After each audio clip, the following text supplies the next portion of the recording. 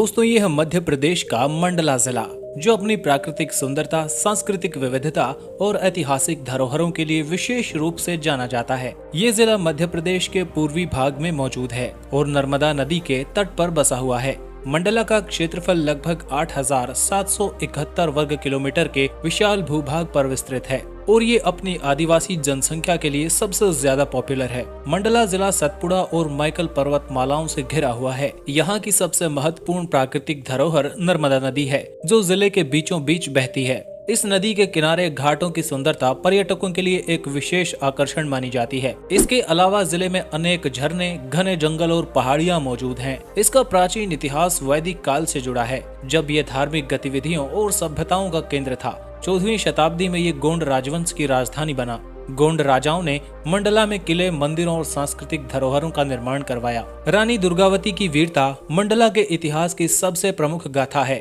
उन्होंने मुगलों के आक्रमण का बहादुरी से सामना किया और अपने राज्य की रक्षा के लिए बलिदान दिया। मुगलों और मराठाओं के शासन के बाद मंडला पर ब्रिटिश सत्ता का नियंत्रण हो गया। आज मंडला अपनी आदिवासी संस्कृति, कान्हा राष्ट्रीय उद्यान और नर्मदा नदी के खूबसूरत घाटों के लिए प्रसिद्ध है। प्रकृति और संस्कृति का एक अद्वितीय संगम माना जाता है। मंडला जिला मध्य प्रदेश के एक छोटे से लेकिन बहुत ही विविध क्षेत्र के रूप में जाना जाता है। 2011 की जनगणना के अनुसार इस जिले की कुल जनसंख्या लगभग 10,54,000 के आसपास है। इस जिले का अधिकांश हिस्सा आदिवासी समुदायों से संबंधित है, जिसमें गोंड और बैगा जनजातियां सबसे ज्यादा रहती हैं। गोंड समुदाय मंडला में सबसे ज्यादा है। मंडला के लोग ज्यादातर कृषि और वन संसाधनों पर निर्भर हैं। इस जिले के लोग ज्यादातर गाँव के इलाके में रहते हैं। हालांकि शहरीकरण का स्तर अन्य जिलों के मुकाबले में काफी कम है। ये जिला धीरे धीरे विकास की दिशा में आगे बढ़ रहा है। इस जिले में लिंगानुपात भी एक सकारात्मक संकेत देता है, जहां 1000 पुरुषों पर लगभग 990 महिलाएं हैं, जो राष्ट्रीय औसत से काफी अच्छा है। धार्मिक दृष्टिकोण से देखा जाए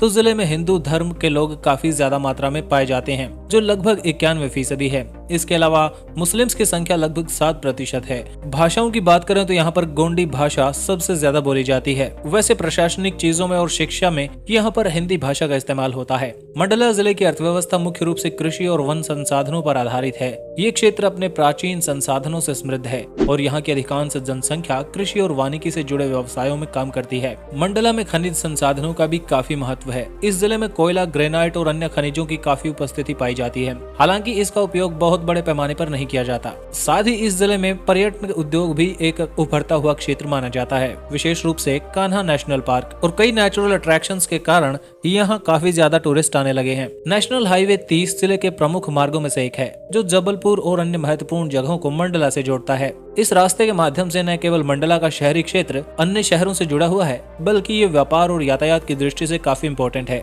रेल परिवहन की बात की जाए तो मंडला रोड रेलवे स्टेशन यहाँ का प्रमुख रेलवे स्टेशन है। ये रेलवे स्टेशन जबलपुर से जुड़ा हुआ है और यहाँ से कई मुख्य शहरों के लिए रेलगाड़ियाँ जाती हैं। एयर ट्रांसपोर्ट की बात की जाए तो मंडला में कोई एयरपोर्ट मौजूद नहीं है, लेकिन जबलपुर का डुमना एयरपोर्ट यहाँ पे सबसे करीबी एयरपोर्ट माना जाता है। जल मार्ग के रूप में नर्मदा नदी का इस्तेमाल भी यहाँ काफी ज्यादा मात्रा में किया जाता है। मंडला जिले का परिवहन ढांचा धीरे धीरे उन्नति की दिशा में अग्रसर है और आने वाले समय में ये क्षेत्र बेहतर कनेक्टिविटी और सुविधाओं का लाभ उठाएगा। दोस्तों, मंडला जिला आपको कैसा लगता है? कमेंट में लिख के जरूर बताएं।